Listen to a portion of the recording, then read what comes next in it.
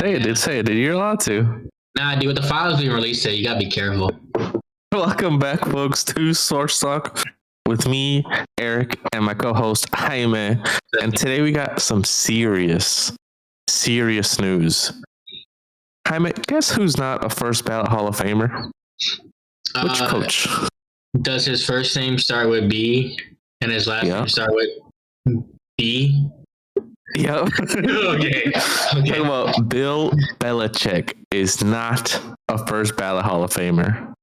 And why is he not a first ballot Hall of Famer? List his accomplishments, Jaime. I mean, he has multiple Super Bowls, and by multiple, I mean as a defensive coordinator, he has two. Let's just say those don't count. Let's say those two with the Giants don't count. Let's take those out.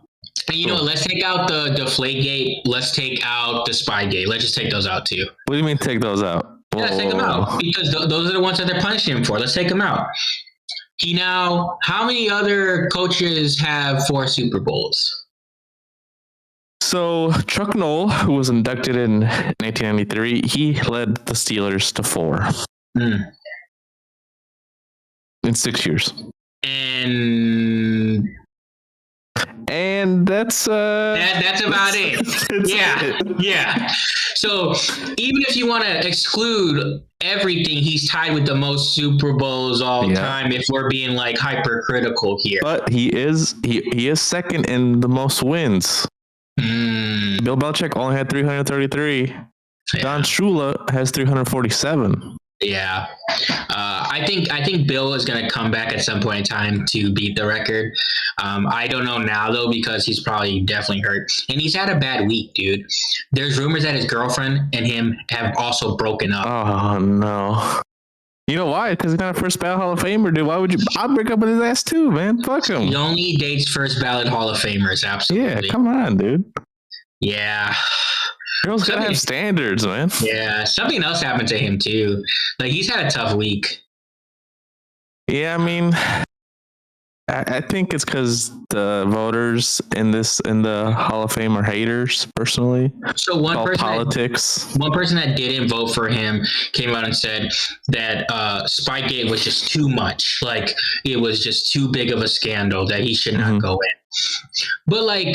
They call him an Indiana guy, right? Oh, so Bill Polian is Indiana. He's with Indiana's GM and the Bills GM, who allegedly was telling people like he has an issue with Belichick getting first ballot because of the Spygate and Deflategate specifically. Terrible.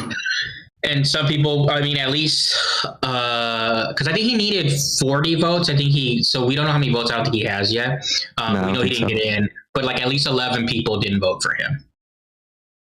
Kind of big. Yeah. And some people were saying Robert Kraft is going to get in. He's eligible this one. Yeah. Breeze is also eligible. And like the thing I wonder is like, especially when Sean Payton comes up, because Bountygate was a big thing. Are we, and when Tom Brady comes up, are we not going to hold it against these guys? Like, because that's the issue when you do this. Yeah. Once you start the domino effect, then it turns into. Did Bountygate lead them to a Super Bowl win though? It was around the time where they were dominant, so I'm not sure. I didn't check the dates on it. But like it's besides the point because that's like one of the most that's way more egregious than I think anything the Patriots did. They literally were like, "Hey, we'll pay you money to injure this player, and if you injure them, you get X amount of money. If you keep them out of like more games or like the more you hurt them, the more you get type situation." Damn. That's some NFL street shit or Blitz the League. Yeah, there you go. Yeah. So like it's just crazy because my thing is once you do this, it just opens up the gate for people to be like almost like a character clause. Mm-hmm. And my thing is we saw that funny meme where the dude was listing off all his accomplishments one by one. And it was like, no, this does not get you a first ballot Hall of Fame. Yeah. And then at the very end, he was like, so if one head coach has all of these, then for sure, right? It's like, no, that does not get you a first ballot Hall of Fame. No. because Like, it's just crazy. They're not supposed to really take into consideration a lot of those things. It's supposed to be just straight up performance. Like, I need to look at it and see if they have a character clause, because MLB does have a character clause. Like, they can leave you. That's why a lot of steroids guys didn't get in. But So you think Shohei, at the end of his career, dude, they're gonna look at this little blimp where he gambled? I think it's gonna affect his first ballot Hall of Fameness. No, because they like him. So David Ortiz failed a steroid test, but it was like steroid suspensions or whatever. He was on some kind of list. So it's a little fuzzy on whether or not what he felt for, if he did or didn't. But he ended up on a list of like steroid takers or people taking substances that hide that you're taking steroids. He ended up on a list. Okay. But because he's beloved by the writers, he made the Hall of Fame. So you just gotta grease the right wheels. Yeah. So Shohei is loved by the writers. Shohei, even if he did actually gamble, would probably still get in. And I mean, Bill doesn't exactly have the most charismatic fucking personality, dude. Well, that's the thing though, because if they liked him, it would be totally different. But a lot of them just they don't like him. They think he's like, not only is it just like, oh, he's kind of an a-hole.